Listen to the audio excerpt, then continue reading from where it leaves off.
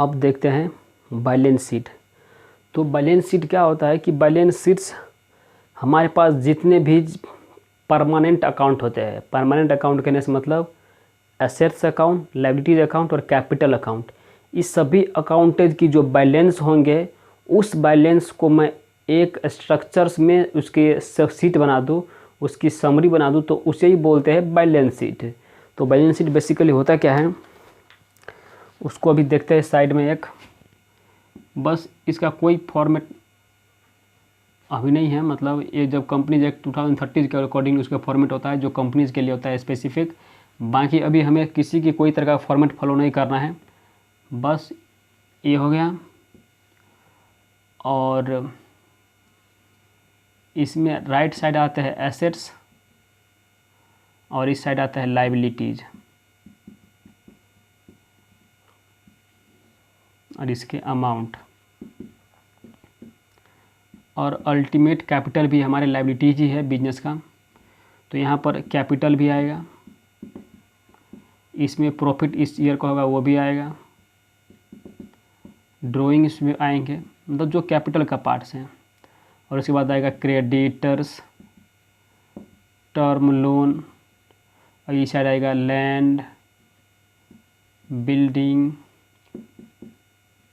Plant, machinery, debtor, उसके बाद bank और उसके बाद कैश।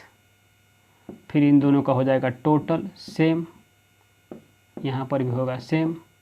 इसका मतलब हमारे बैलेंस शीट सही है। तो यही होता है हमारे पास जितने भी परमानेंट अकाउंट होते हैं, एसेट्स वाले अकाउंट्स, लायबिलिटीज वाले अकाउंट और कैपिटल वाले अकाउंट, तो इनसे बनते हैं हमारे पास बैलेंस शीट जो प्रीवियस लेक्चर ने बताया था। और जितने भी रिवेन्यूज वाले अकाउंट होते हैं, रिवेन्यूज और एक्सपेंसेस वाले अकाउंट होते हैं, इनसे बनते हैं हमारे पास trading and profit and loss account, जो कि हमने प्रीवियस लेक्चर से देखते ही आ रहे हैं। क्योंकि रिवेन्यूज माइनस एक्सपेंसेज हमारे पास या तो प्रॉफिट होगा या तो लॉस होंगे, और एसेट्स लायबिलिटी का जो पोजीशन होता है जो हमारे फाइनेंशियल पोजीशंस को बताते हैं, तो इसमें बस इसको बनाना है। और इसमें कुछ अब बेसिक चीज़ें हैं जो हमें कैसे लिखना है, क्योंकि यहाँ पर हम कैश नहीं लिख सकते और यहाँ पर लैंड नहीं लिख सकते, यहाँ पर बिल्डिंग नहीं लिख सकते, यहाँ पर बैंक नहीं लिख सकते। तो ये होता कैसे हैं, तो बैलेंस शीट एक लिक्विडिटी के बेसिस पर बनता है। लिक्विडिटी कहने से मतलब है हम किसी भी चीज़ को कितने जल्द से जल्द कैश में कन्वर्ट कर ले। हम जिस एसेट्स को यदि हम जल्द में कैश कन्वर्ट कर रहे हैं तो वो हमारे क्या है, मोर लिक्विडिटी। और जिस एसेट्स को हम जल्द से जल्द एज फास्ट एज पॉसिबल हम उसको कैश में नहीं कन्वर्ट कर पा रहे हैं, तो वो उसका लेस लिक्विडिटी है। तो जैसे कि एक है मान लो बिल्डिंग और एक है मान लो डेटर, तो हमें बिल्डिंग से पैसे आने में टाइम लगेगा। यदि हम बिल्डिंग को बेचते भी है तो भी बिल्डिंग से पैसे आने में टाइम लगेगा, क्योंकि उसका बहुत फॉर्मेलिटीज होता है। पर डेटर से उतना जल्दी नहीं होगा, डेटर से पैसे जल्दी आ जाएगा। हम किसी बैंक को या किसी फैक्टर्स को जो डेटर को खरीदते हैं उसे हम जल्द से बेच देंगे तो वो जल्द हो जाता है। तो कहने का मतलब होता है डेटर के ज़्यादा लिक्विडिटी होते हैं as compare to the building. और बैंक तो एक खुद लिक्विड एसेट्स है और कैश भी एक लिक्विड एसेट्स है। और जैसे फर्नीचर्स, तो फर्नीचर्स भी एक लिक्विड एसेट्स है, मोर लिक्विड है एज कम्पेयर टू प्लांट और बिल्डिंग। तो हम यहाँ पर एसेट्स की जो यहाँ पर ऐसे पुट करेंगे, फिट करेंगे, तो हम जो लेस लिक्विडिटी होगा, जैसे लैंड को बेचने में ज़्यादा टाइम लगेगा, वहाँ से कैश आने में टाइम लग सकता है। तो जो लेस लिक्विडिटी होगा उसे हम टॉप में लिखेंगे, लेस लिक्विडिटी। लिक्विडिटी कहने से मतलब हम उसको कितना जल्दी कैश में कन्वर्ट कर पा रहे हैं। तो लैंड, बिल्डिंग, प्लांट, मशीनरी, इन सभी के पास लेस लिक्विडिटी होता है, इसलिए हम उसको ऊपर लिखते हैं। और बाकी जो एक ऐसे डेटर, फर्नीचर, इन सब के पास मोर लिक्विडिटी होता है, उसे हम नीचे लिखते हैं। और कैश और बैंक के पास तो लिक्विड है ही है, क्योंकि कैश में कन्वर्टेड है, तो उसके पास सबसे ज़्यादा हाई लिक्विडिटी होता है, इसलिए हम उसको सबसे नीचे लिखते हैं। तो ये एसेट्स होते हैं जो लिक्विडिटी के बेसिस पर इसमें फीड करते हैं। और लायबिलिटी जो होता है उसे हम इसे बोलते हैं ऑनर फंड्स, मतलब कैपिटल। जो ऑनर की कैपिटल होता है वो, उसके बाद हमें पेमेंट के बेसिस पर लिक्विडिटी, मतलब हम पहले क्रेडिटर को पहले हम टर्म लोन कर देते हैं, उसके बाद हम क्रेडिटर को पेमेंट करते हैं। तो इस तरीके से हमारे पास ये बैलेंस शीट जो होता है वो लिक्विडिटी के बेसिस पर बनते हैं, और इसी लिक्विडिटी को बेसिस पर बनाने को बोलते हैं मार्शलिंग। क्या बोलते हैं? मार्शलिंग। मार्शलिंग का मतलब होता है कि जो लेस लिक्विडिटी है उसे पहले एसेट्स में टॉप में लिखो, जो उसके बाद ऐसे लिक्विडिटी ऐसे करके लिखो, क्योंकि इसका लिक्विडिटी कम था, ज़्यादा कम कम कम कम कम कम ऐसे करके। तो जिसके पास सबसे ज़्यादा लिक्विडिटी होगा वो सबसे नीचे आएगा, और उसके बाद ऐसे कम होते जाएंगे। तो लैंड के पास कम होता है, कैश के पास लैंड के पास लिक्विडिटी कम होता है, कैश के पास सबसे ज़्यादा होता है, तो ये हमसे हमेशा नीचे आएगा। और टर्म लोन का लिक्विडिटी कम होता है इसलिए ऊपर जाएगा, और क्रेडिटर नीचे आएगा। तो हमने अभी इसको बता दिया कि हमें इसको इसमें फिट कैसे करना है। तो हमें इसे लिक्विडिटी के बेसिस पर ही फिट करना है, जिसे हम कम से कम जितना टाइम लगे कि कैश में से कन्वर्ट करने में टाइम लगेगा, तो हम उसको सबसे ऊपर रखते हैं। और इसको थोड़ा अच्छे से देखो तो इसका कुछ हिस्सा जो है ना, ये है कौन सा? Non current assets. तो हमने क्लासिफिकेशन ऑफ एसेट्स और लायबिलिटीज इनके इनकम एक्सपेंसेस के टाइम पर ही बता दिया था कि किसके पास क्या होता है, कैसे होता है। तो ये होता है लैंड, बिल्डिंग, प्लांट, मशीनरी।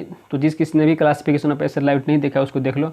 तो ये सारे के सारे हो गए हमारे पास current, non current liability, non current assets. और नॉन करेंट एसेट्स के पास लेस लिक्विडिटी होते हैं, इसलिए हमेशा जब टॉप में लिखेंगे तो हम उसे नॉन करेंट एसेट्स लिखेंगे ये सारे। और हम इसके ग्रुपिंग करके भी लिख सकते हैं, ऐसे नेट करेंट एसेट्स, और उसके बाद ये हेडिंग देंगे, उसके बाद ये सारे के सारे जो नॉन करेंट एसेट्स होंगे उसके लिस्ट लिख देंगे, जो क्लासिफिकेशन ऑफ एसेट्स ने बता दिए हैं। उसके बाद आएगा ये, इसके बाद डेटर, बैंक, क्रेडिटर जो होते हैं हमारे पास करेंट एसेट्स, और ये होता है मोर लिक्विड, तो इसे हम नीचे लिखते हैं। तो इसमें बेसिकली दो ही आएगा, नॉन करेंट एसेट्स और करेंट एसेट्स, और इन दोनों को बोलते हैं टोटल एसेट्स। तो हमें पहले लिखना है नॉन करेंट एसेट्स, उसके बाद करेंट एसेट्स। यहाँ पर भी लिक्विडिटी जिसके पास कम होगा वो सबसे ऊपर, और जिसके ज़्यादा होगा वो नीचे नीचे नीचे नीचे करते करते कैश सबसे मोर लिक्विड होता है। इस साइड सबसे पहले ऑनर की कैपिटल, उसके साथ जो भी प्रॉफिट होता है, ड्राइंग होता है, लॉस होता है वो, उसके बाद ऐसे कोई टर्म लोन है, लॉन्ग टर्म लोन, तो इसमें भी यही आएगा, इसमें आएगा लॉन्ग टर्म लायबिलिटीज होते हैं वो। और उसके बाद नीचे आएगा जैसे क्रेडिटर्स, बिल्स पेबल, वो होगा हमारे पास शॉर्ट टर्म लायबिलिटीज। तो ये होता है बेसिकली। हम इसको थोड़ा एक समरी ऐसे करें तो इसको सिर्फ इतना ही लिखना है कि लिखो ऐसे नॉन करेंट एसेट्स, और इसके नीचे जितने भी है लैंड, बिल्डिंग, फर्नीचर, सभी के अमाउंट यहाँ पर लिखते जाओ। फिर हो गया। फिर इसके बाद लिखो करेंट एसेट्स। अब करेंट एसेट्स में लिखते जाओ debtors, bills payables, bank, cash, stock भी लिख सकते हैं, सभी आएंगे जितने भी एसेट्स होंगे ये सभी ये लिख दो।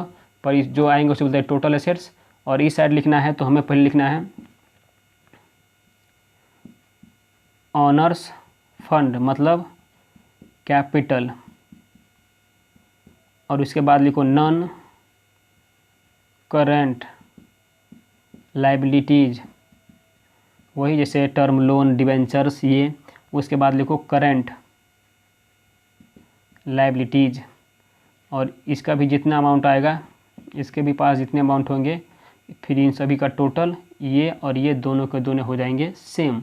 इसके कहने का मतलब हमारे पास बैलेंस शीट टैली हो गया, मतलब बैलेंस शीट सही है, अर्थमेटिकली बैलेंस शीट सही है। तो अब देखते हैं इसमें से अब एक हम लेते हैं, और ऐसे हम ऐसे non current assets, current assets, और ऐसे नॉन करेंट लायबिलिटीज और करेंट लायबिलिटीज ऐसे करके लिखते हैं, तो इसे बोलते हैं ग्रुपिंग। तो याद रखना, एक मार्शलिंग मतलब लिक्विडिटी के बेसिस पे बनता है, परफॉर्मेंस के बेसिस पे बनता है, और एक हो गया हमारे पास ग्रुपिंग, मतलब non current assets, current assets, non current liabilities और करेंट लायबिलिटी इस बेसिस पे बनता है, इसे बोलते हैं ग्रुपिंग और मार्शलिंग। तो दो वर्ड रखना, ये एमसीक्यू में आ सकते हैं, मार्शलिंग और ग्रुपिंग। तो हमें अब इनको समझने के लिए अब हमें चाहिए एक इलस्ट्रेशंस। तो अब एक ऐसा इलस्ट्रेशन लेते हैं जिसमें ट्रेडिंग अकाउंट भी आएगा, प्रॉफिट लॉस अकाउंट भी आएगा और बैलेंस शीट भी आएगा। तो ये बहुत ही अच्छा एक इलस्ट्रेशन है। ये फुल 8 से 10 मार्क के लिए क्वेश्चन हमेशा लाइफ में कहीं पर भी एग्जामिनेशन में आएगा। तो 8, 10 और 16 ऐसे करके भी 20 करके भी आते हैं। तो हमें हमारे पास उतना ही इन्फॉर्मेशन क्वेश्चन में दिया रहेगा। तो है बहुत आसान। सभी इन्फॉर्मेशन को जहाँ आएगा, जो हमारे पास परमानेंट अकाउंट होंगे उससे हम बैलेंस शीट बनाएंगे, जो हमारे पास टेम्प्रोरी अकाउंट होंगे उससे हम trading and profit loss account बनाएंगे। परमानेंट अकाउंट में आता है एसेट्स, लायबिलिटीज, कैपिटल, और टेम्प्रोरी अकाउंट में जाते हैं रिवेन्यूज और एक्सपेंसेस। तो रिवेन्यू एक्सपेंसेस जाएगा हमेशा trading and profit loss account में, और बाकी परमानेंट अकाउंट, एसेट, लायबिलिटी और कैपिटल जाएंगे बैलेंस शीट में। और ये इसी दोनों को बोलते हैं प्रिपरेशन ऑफ फाइनेंशियल स्टेटमेंट। तो ये हमें हो जाएगा फाइनेंशियल स्टेटमेंट। और हमारे सिलेबस में सिर्फ प्रिपरेशन ऑफ फाइनेंशियल स्टेटमेंट दिया है, ना कि एनालिसिस ऑफ फाइनेंशियल स्टेटमेंट। यहाँ पर हमें सिर्फ फाइनेंशियल स्टेटमेंट को बनाना सिखाना है, ना कि उसे एनालिसिस कराना। एनालिसिस उसका आगे सीखोगे, बस इसमें सिलेबस में नहीं है। आगे पढ़ोगे तो इसमें बैचलर में सीखोगे। तो बस ये हो गया। इसको अब एक क्वेश्चन से शुरुआत करते हैं, एक इलस्ट्रेशन से शुरुआत करते हैं। तो इसको पहले रब करते हैं।